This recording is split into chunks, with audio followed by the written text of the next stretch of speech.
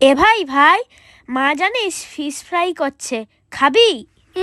কোথায় fish fry? মা তো দেখলাম মোচা নিয়ে ঘরে ঢুকলো। তাহলে ওটা কে বানাচ্ছে ফিশ ফ্রাইয়ের মতন? আরে মোচার চপ রে গুরু। আরে কি রে, তোরা দুজনে কি খুনসুটি করছিস? আগে থাকতেই তোরা জেনে যাচ্ছিস এটা মোচার চপ না ফিশ ফ্রাই। হ্যাঁ, একদমই ঠিক ভেবেছিস, এটা মোচার চপ। প্রথমেই মোচাটাকে ছাড়িয়ে নিচ্ছি, আর ভিতরে যে ওই শিরাটা থাকে সেটা বের করে দিলাম, আর একটা পাপড়ি টাইপের থাকে সেটাকেও বের করে নিলাম, আর ভালো করে গরুর খড়ের মতন কুচিয়ে নিয়েছি। তারপরে এটাকে একটা প্রেসার কুকারে দিয়ে নিচ্ছি, তোমরা চাইলে কড়ার মধ্যে দিয়েও ভালো করে সেদ্ধ করে নিতে পারো।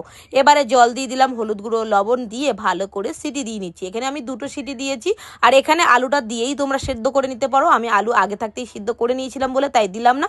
একটা মিক্সিং জারে বেশ কিছুটা টমেটো, আদা আর দিয়ে দিলাম কাঁচা লঙ্কা, এটাকে পেস্ট করে রেখে দিলাম। আর ওই তেলের মধ্যে দিয়ে দিলাম বেশ কিছুটা জিরে আর লঙ্কার গুঁড়ো, এখানে কাশ্মীরি লঙ্কার গুঁড়ো দিয়েছিলাম, আর হলুদ দিয়ে দিলাম কালারটা ভালো আসার জন্য। তারপরে বেটে রাখা মশলাটা দিয়ে মোচা দিয়ে বেশ কিছুক্ষণ নাড়াচাড়া করার পর তারপরে সেদ্ধ করে রাখা আলু দিয়ে দিলাম, আর বাদামটা তার আগেই ভেজে নিয়ে তুলে নিয়েছিলাম, সেই বাদামটাও দিয়ে দিলাম। তারপরে স্বাদ মতো একটু চিনি দিয়ে দিলাম, আর লবণটা অবশ্যই একটু চেক করে নেবে।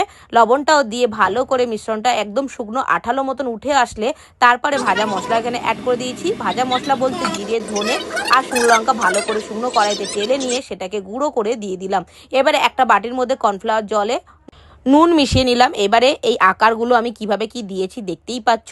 দিয়ে ভালো করে ব্রেড ক্রামসে কোটিং করে আর একদম এটাকে ডিপ ফ্রিজে রেখে দিয়ে 1 ঘন্টা পরে ভেজে নিলেই রেডি হয়ে যাবে মোচা।